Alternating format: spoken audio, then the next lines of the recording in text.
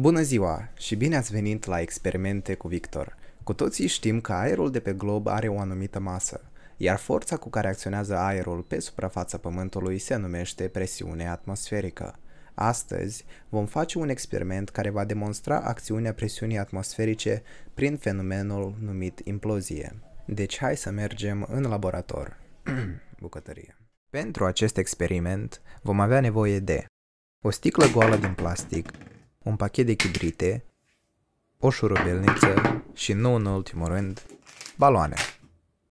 În primul rând ne protejăm ochii de flacăra chibritului, fiindcă fizica trebuie să fie sigură, nu periculoasă. Cu ajutorul chibritului încălzim vârful șurubelniței și folosim vârful șurubelniței pentru a găuri partea de jos a sticlei. Apoi facem o gaură și în capacul sticlei, astfel încât să încapă un pai prin ea. După aceea, luăm balonul și îl punem înăuntrul sticlei și îl agățăm de gura acesteia. Urmează doar să punem capacul pe sticlă și să inserăm paiul în capac și mecanismul este gata, trebuie doar să-l punem în funcțiune. Mai întâi, umflăm balonul și observăm cum aerul din sticlă iese pe gaura făcută anterior. Apoi, acoperim paiul ca să nu permitem aerului din balon să iasă.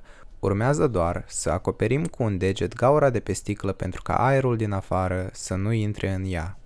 Dacă luăm degetul de pe pai, observăm cum sticla se comprimă, deoarece presiunea din afara ei este mai mare decât cea dinăuntru. Acest fenomen se numește implozie.